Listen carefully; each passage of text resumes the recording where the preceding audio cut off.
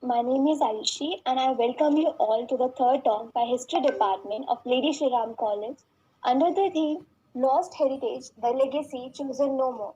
Our today's talk is on pluralities of representing gender in early Indian art with our eminent speaker, Professor Seema. Dr. Seema is a professor specializing in the history of South Asian art and culture at the Department of History, University of Delhi. She has written extensively on Indian art and artists. Her research papers and articles, especially on gender and sexuality in early Indian art, have been a part of many scholarly books and published in various newspapers and journals. She had authored books that include Gods, Men and Women, Gender and Sexuality in Early Indian Art, and Religion and Art of Chambawal. She has lectured extensively in India and abroad on Indian art, architecture, and her research papers on early Indian sculptures and architecture have been published in many journals. So before we ask ma'am to take the stage, I would request everyone to switch on their cameras if possible. Also kindly keep yourself muted in the duration of the talk. Once we open the floor for the question, you can choose to unmute and put forward your question or write them in the chat box for us to take them up on your behalf. Over to you, ma'am. Thank you so much. I'm very happy to be here because it's also my alma mater. I did my undergraduation and post graduation from LSR, as I'm sure have a lot of the faculty that I see here, and so it's a very proud occasion for me to be back, albeit virtually, to be speaking at my college. And at that, we were all very engaged with the college and very, very connected to the college. So I'm very happy to be here. Uh, what I am going to speak about is visuality. So, how does visual culture deal with gender and representing gender in terms of femininity and uh, masculinity? And especially, I will be talking about early Indian art, and I'll be taking up uh, two or three themes, because there are many themes that can be done, and we don't have the kind of time where we can actually deal with all of these. So I'm just going to be talking about two or three major themes, which is one, how this is not monolithic, and actually there are various gradations in terms of speaking about masculinities and feminities, but and therefore pluralities thereof. I will also be talking about, where is this coming from? How are stereotypes and archetypes being created in terms of visuality? And the third thing that I will briefly talk about is, how these are actually, what is the technique? What are the ways, manners, the techniques, so to speak, of constructing these differences? So if you have any questions, you can always ask me, even during the lecture or whatever. I'm very interested in discussion, especially from students who are doing gender, because generally we don't have a lot of students who have engaged with this. Okay, so please do ask me anything that you may feel like. I may not have all the answers, but I will try. Okay, the first thing that I'm going to talk about is how women, per se, are very present in Indian art. They are, the maximum amount of art is about women. They are not invisibilized. So when we say that, there is a gender differentiation where women are, considered to be dominated by women and children are dominated by men. If you were to take Gerda Lerner's definition of patriarchy, then how do we reconcile this, right? Uh, what I feel is that even though they're visible, they are in a way uh, demonized in their importance, or this could be in terms of scale, it could be in terms of size, it could be in terms of location and placement. So, and of course, the overarching discourse that informs artistic depictions of women is, intentionality. Why put women in the way that you put women? All right. So these are some of the ways in which we can read these kind of pluralities in Indian art, right? But I will also be talking about, how visuality is something, or the visual discourse is a little bit different from the textual discourse. Uh, and is also similar, because when you look at something, it's not reality. A lot of time, a lot of my students try and say ye hai to aisa hota hoga, so that one to one relationship with what you're seeing and what it represents has to be interrogated at every single point, because this is where intentionality really comes into play. Any visual discourse is an imagined discourse, right?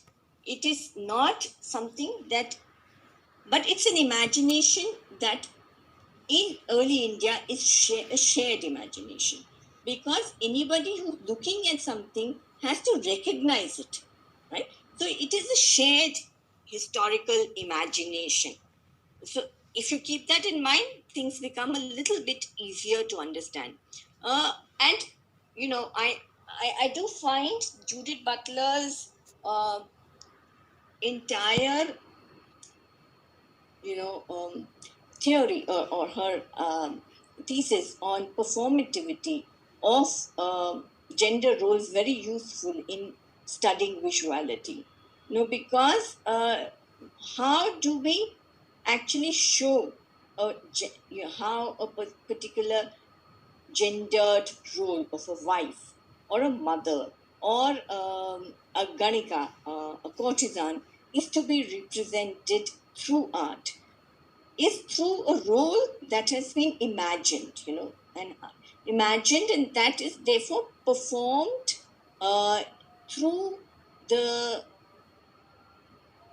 agency, okay, of the artist.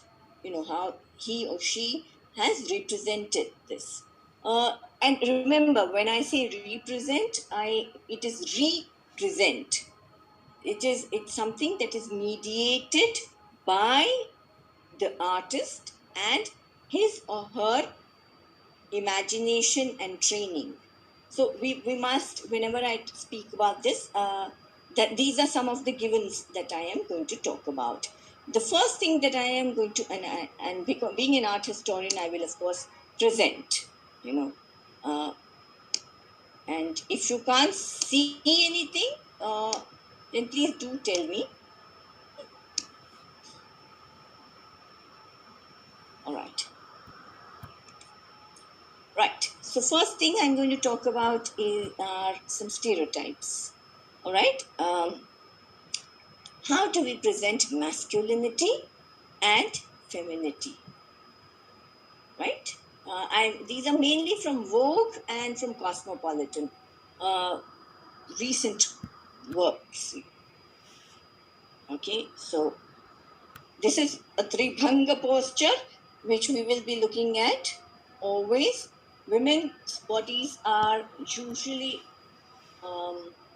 arced and modeled in certain ways in which the body or the physicality of femininity is emphasized. So this is basically a Tribhanga, that is three, three flexion posture. So posture becomes very important in studying femininity. Right. Now, this is a photographer who's very important. In, say, about 1970s, she did this project where she is looking at how masculinity and femininity are constructed, right, in public spaces. So here you will see, and this is something that we all have heard of now, where men's manspreading. Men, as you can see, are not self-conscious. They are sitting in postures which are spread out. Their legs are spread out. They are looking uh, everywhere. While if you look at women, they have their legs together. So and are sitting in a very constricted posture. This posture is generally, you will see they are holding their bags in front of them, or protecting their space. Generally, they do not look around. They are either looking at their friend, or they're looking, uh, you know, um, within themselves. This is because they don't want to make eye contact with strangers, that they are scared of that. And this is something that you see on metros, etc. also, very much so. So this kind of, conditioning, behavioral conditioning, is how, when we look at even a photograph, which is chosen, it's photograph is also something that is not reality per se.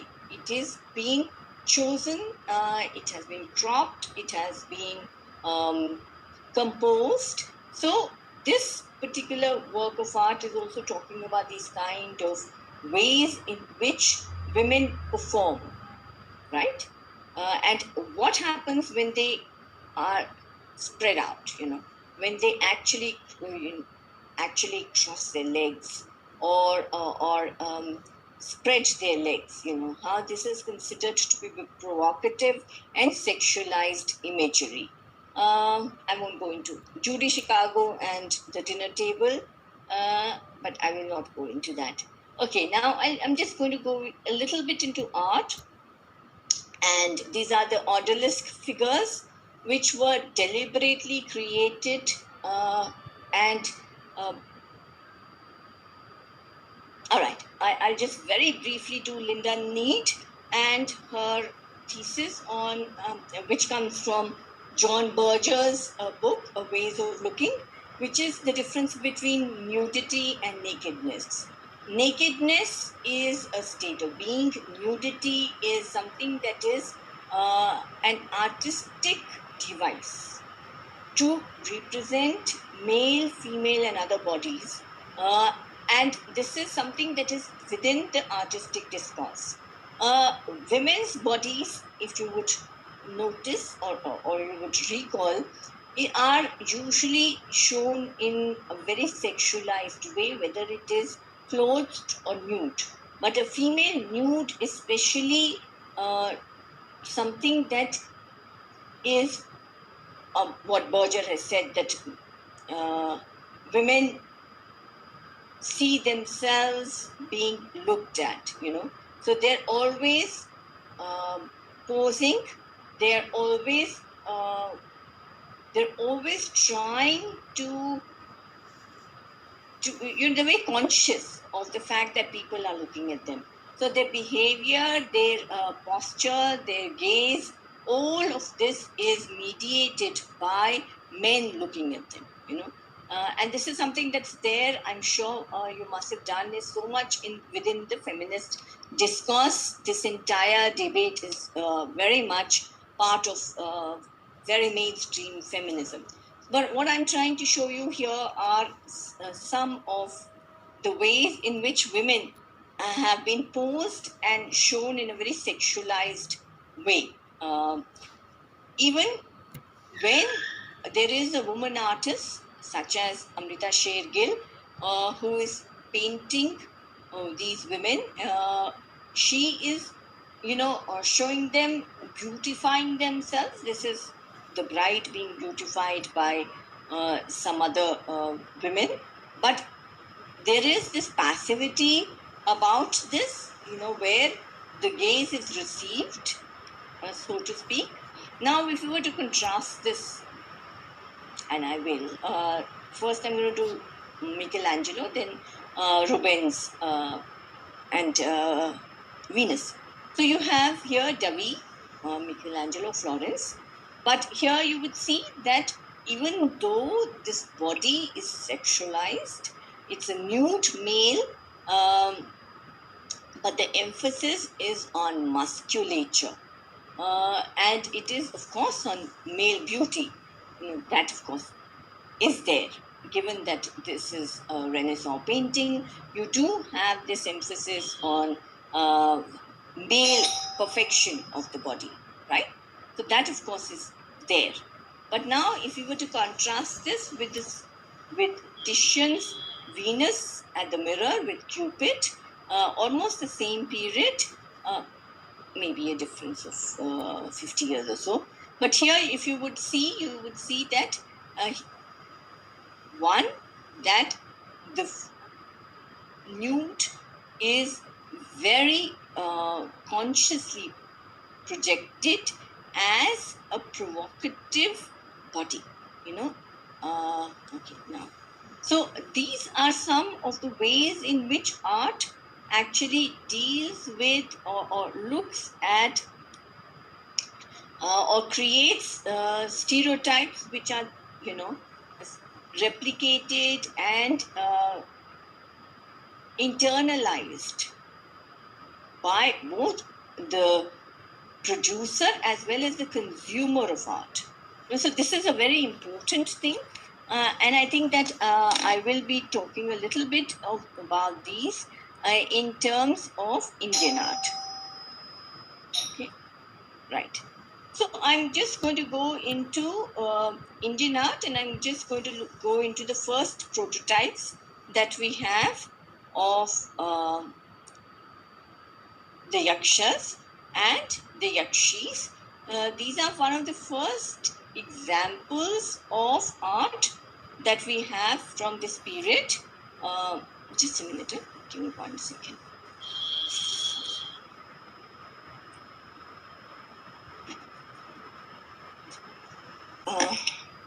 There's nobody at home. Right. So what I was talking about is, how these two particular figures are one of the earliest examples of figurative art that we found and are dated to the late Mauryan period. But why I've taken them up is because here, while you see that there is this kind of frontality and monumentality to both the figures, from whether it is the Parkham Yaksha, which is about 9 feet tall and was a cultic figure of a Yaksha, if looking at the viewer, so not looking at itself. The gaze of the Yaksha is towards the viewer. And this early figure of Yakshi called the Didargan Yakshi, again, you must have heard of the Didargan Yakshi, and in fact must have seen this, at least in photographs.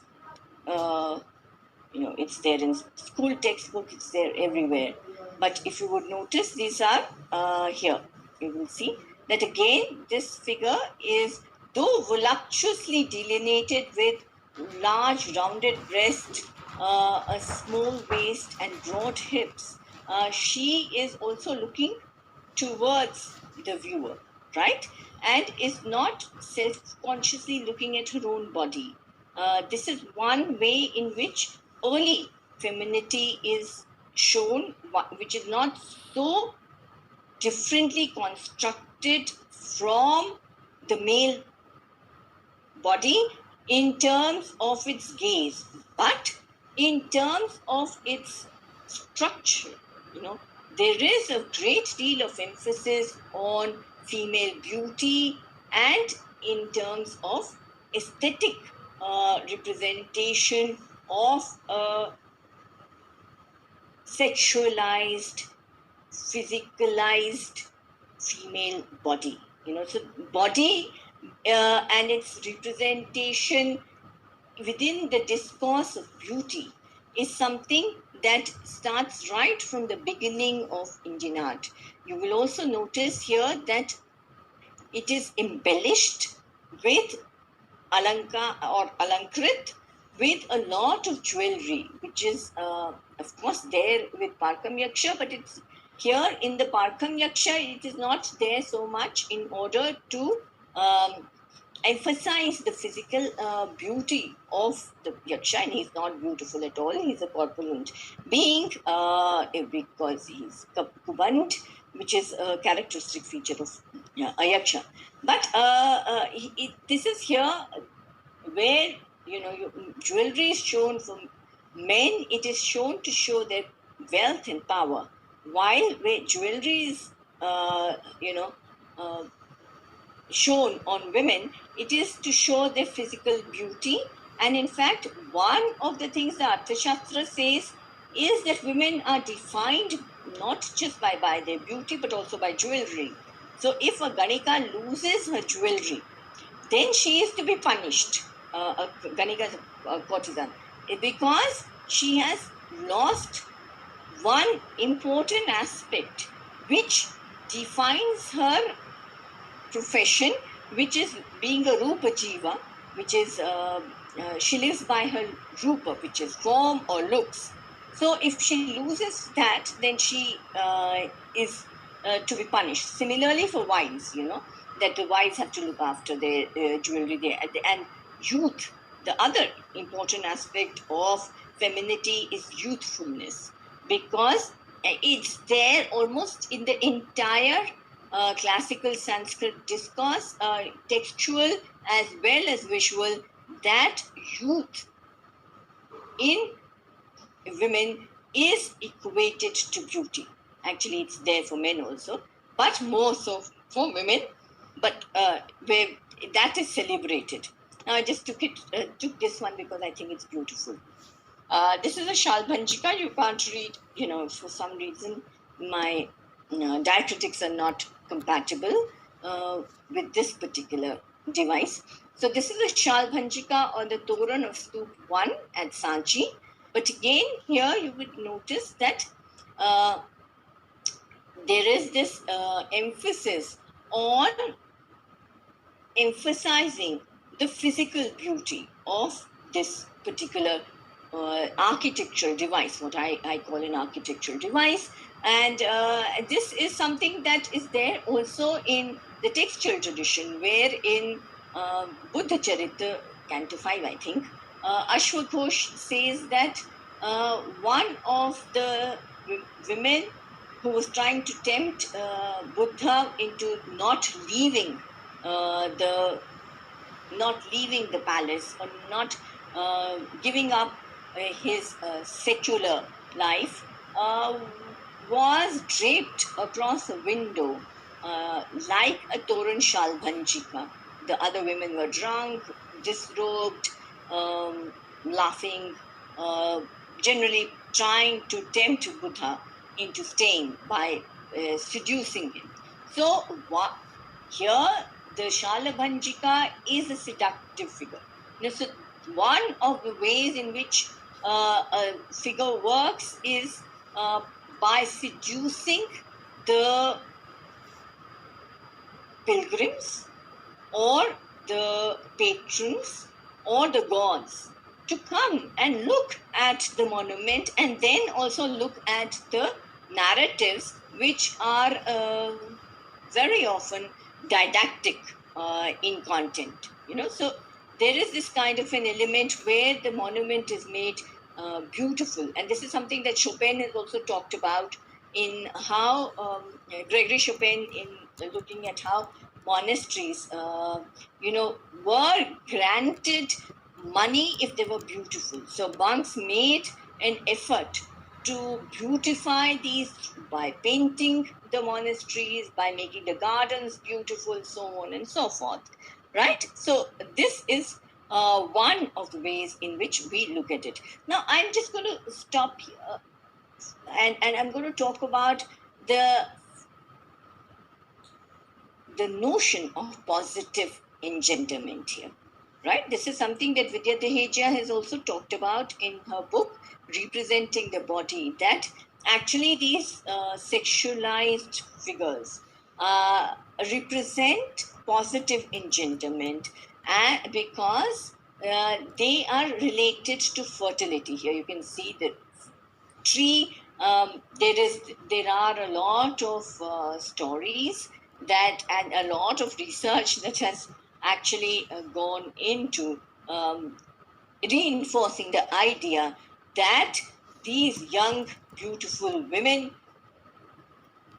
are related to fertility.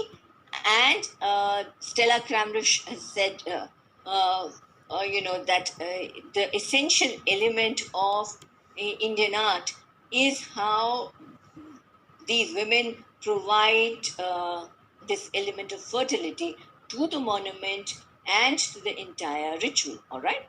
So this kind of a thing that is there is something that I question.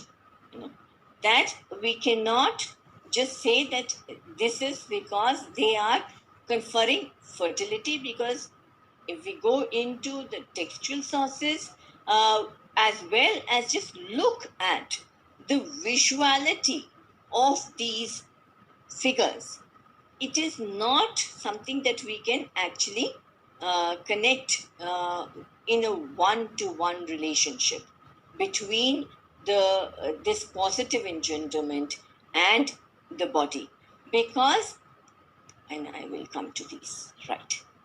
Now, if you look at these, right, this is a Shalbhanjika, these are so-called Yakshis, this is a Surasundari, and this is a also they variously named as Lasya Kanyas, Alasya Kanyas, Surasundaris, Apsaras, of course Shalbhanjikas and Yakshis. All of these are, as you can see, represented, and these are from various moments in time, from 1st century CE, 2nd century CE, 5th century CE, 10th century CE, etc.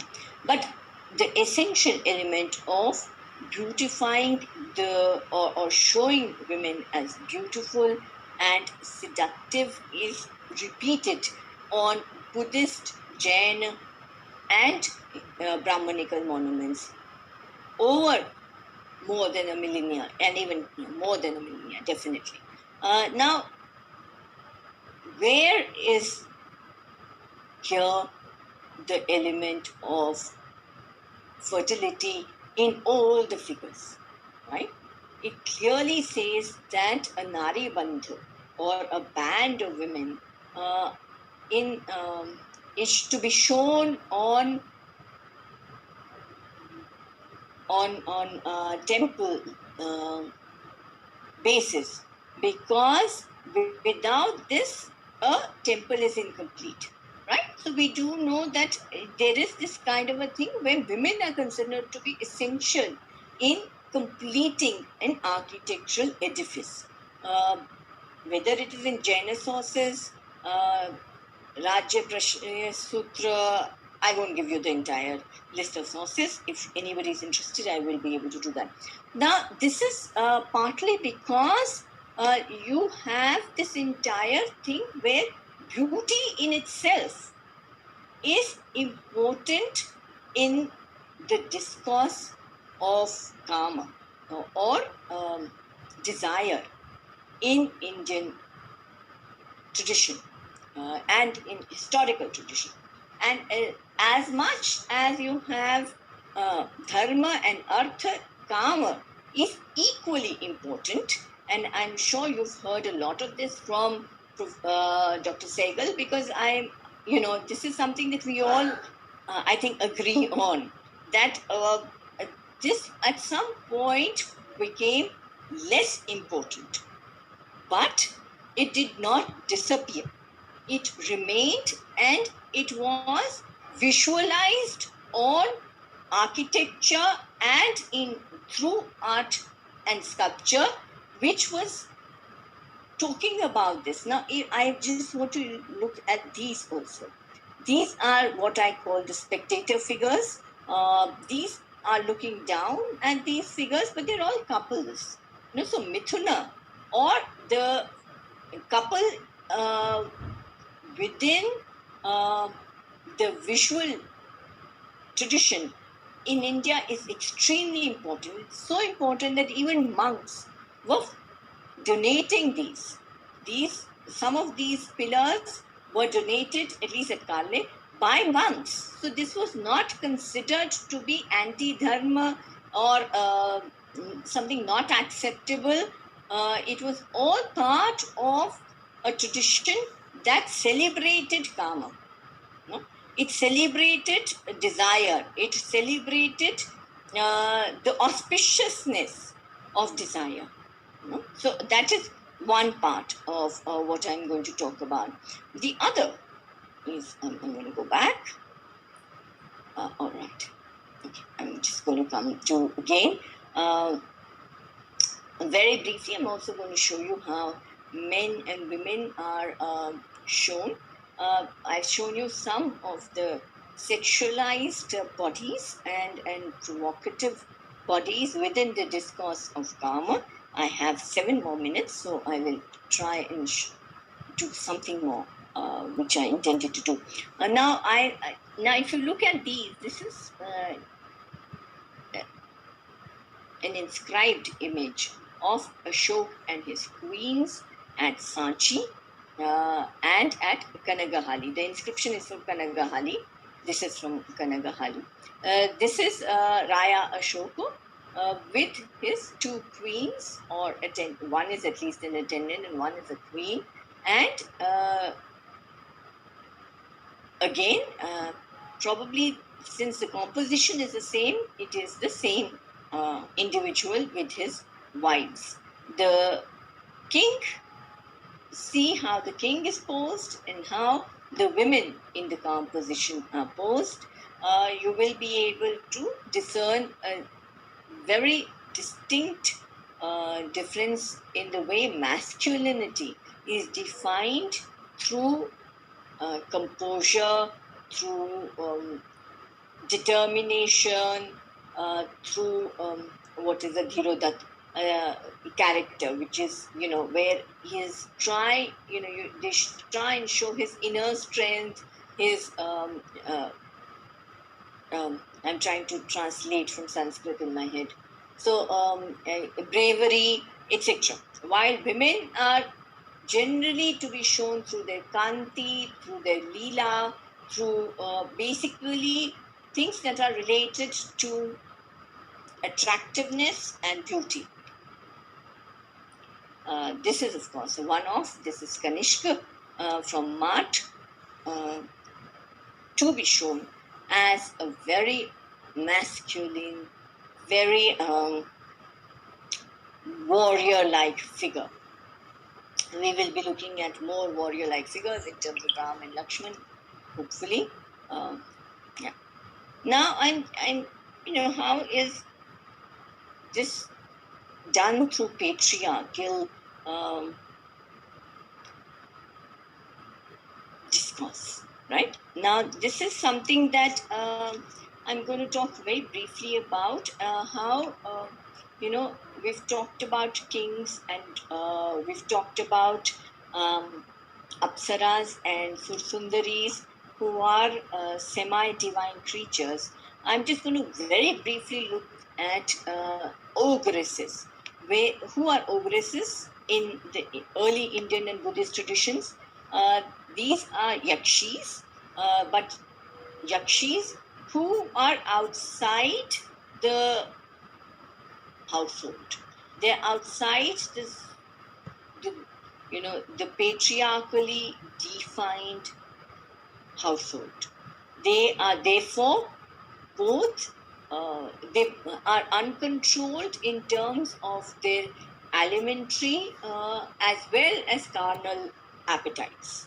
They are often shown as cannibals, and they're also shown as sexually unrestrained, who need to be through the Buddha's doctrine or Buddha's intervention, they need to be controlled and need to be restrained. So this is one narrative through which this has been done. This is the story of Alambusha, Apsara, or it could be Nalinika, it could be either of the two.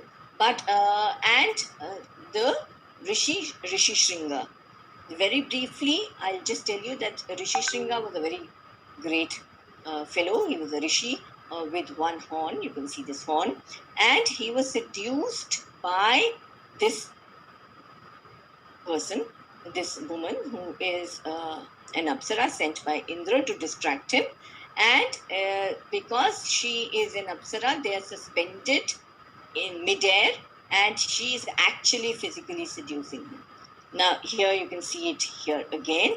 And of course, in the end, as in narratives, you are supposed to imagine the entire story because you know the story, but this is just one moment that is visualized in case this is a monoscenic narrative. There are very many ways in which narratives can be shown. There is monoscenic, synoptic, conflated, etc. But in this particular narrative, a visual narrative, you see that she's actually physically seducing him. And this leads to the downfall of humanity.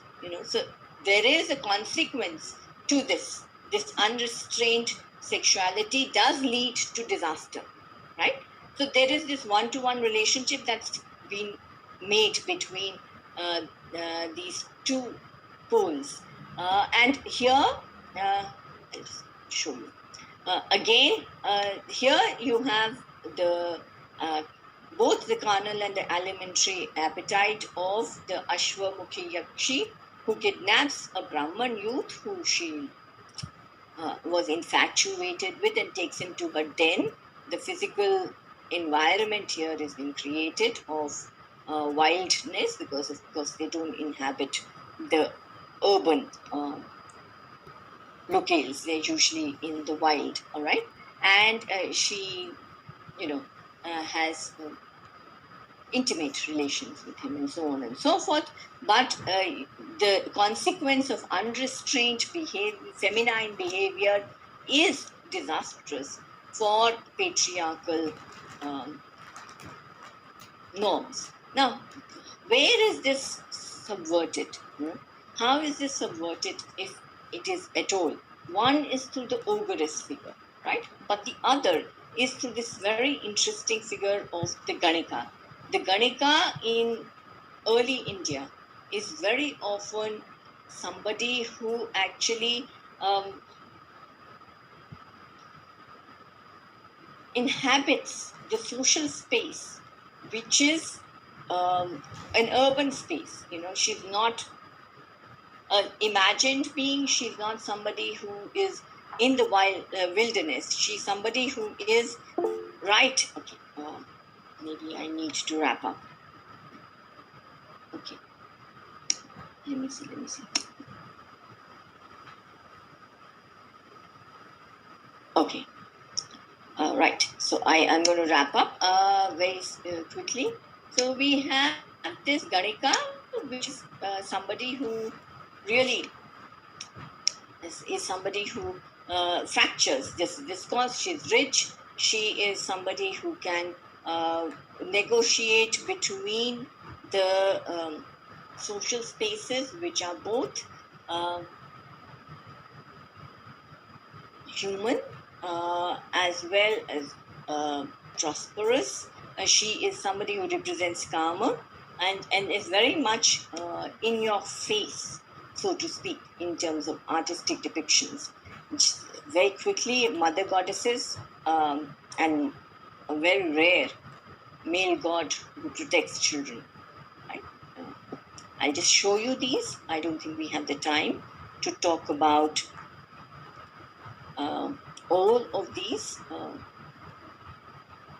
But here you can see how scenes of pleasure are constructed, right? And women enjoying themselves. This is something that really, I really like this representation of the women eating, dancing, and enjoying themselves. So there are moments where very small places, they're not very large, but you do have women also being represented. Um, just how this is something that 2 minutes I'll take on this.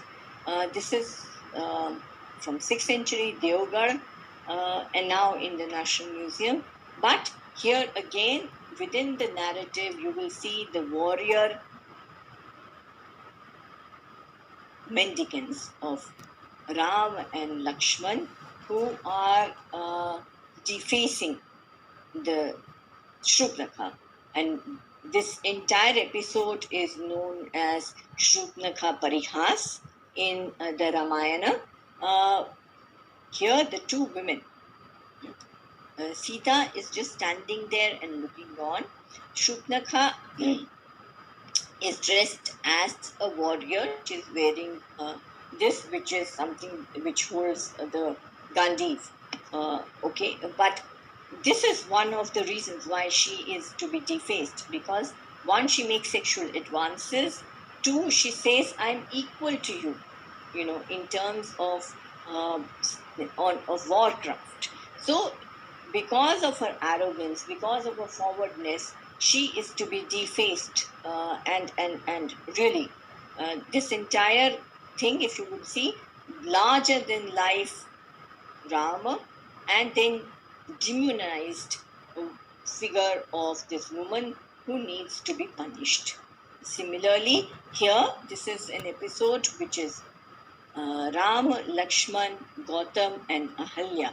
Now, Ahalya is also demonized because she is to be redeemed through the masculine divine intervention of the hero, okay, the divine hero, so to speak, of Ram.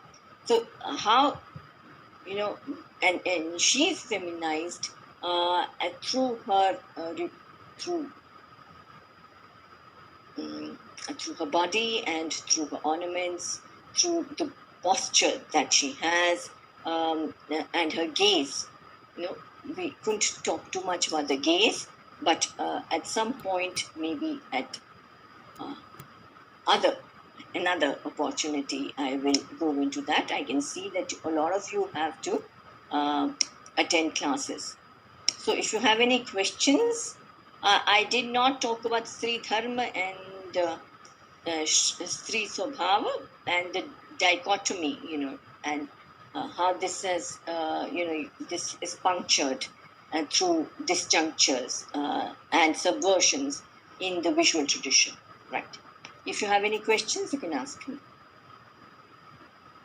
Thank you so much, ma'am. Now I would like to open the floor for the questions. Seema? Yeah, of course, a very wonderful talk, and we are left for wanting more because it seems to have just ended because of paucity of time. Yeah. But something when we are doing gender and representation of gender, in fact, some of my students have made presentations on Assyrian art representation, and they do talk about homosexuality. So do we get such references? Can we read that in context of Indian art also? And what is the device? How do we make out? And if it is there, these are there on the temples at Konark or other places, how is it taken by the populace at large? Because that's something, I always find very, very dichotomous, temples being the very sacred place, and here on Konark or other temples, you have visual representation of sexual practices. So that kind of a contradiction, and especially in context of homosexuality, if you just let us know that. Yeah. We find homosexuality from, say, the early medieval period onwards, but this is more lesbian practices than you would have gay practices. And this is in terms mainly of group sex, or so-called orgies, where you have the male figure with two female figures, either pleasuring him or pleasuring each other in his company. Because we do not have either transgender or homosexual acts or per se being represented. Whether there is an element of homoeroticism involved is difficult to say, because these are not acts which are sanctioned by the textual tradition. This entire thing of showing sexual congress on temples, known as Methuna. Now, this is something that's a much debated topic, but again, this has been linked to Tantricism on one hand, which is an argument which is something that I do not think is entirely something that I agree with, because tantric practices are usually something that are hidden. So, like Vidya Deheja has shown that there may be a Sri Chakra or a Sri Yantra that is hidden behind that of a Methuna figure, of an upside down Methuna figure, acrobatic sex, so to speak. But the other thing is that these are usually placed where there is a union of two projections. So between the Antaral and the Garbhagriha, where there is going to be a union of two architectural, I would say, elements on the plan, so to speak. So that is where you would find the Methunas, because this is where union is suggested. Again, uh, Thomas Donaldson, as far as Konark and Lingaraj and Puri are concerned, has talked about this as representing aprotropiac symbols. That is, ki buri nazar na lage, kind of a thing.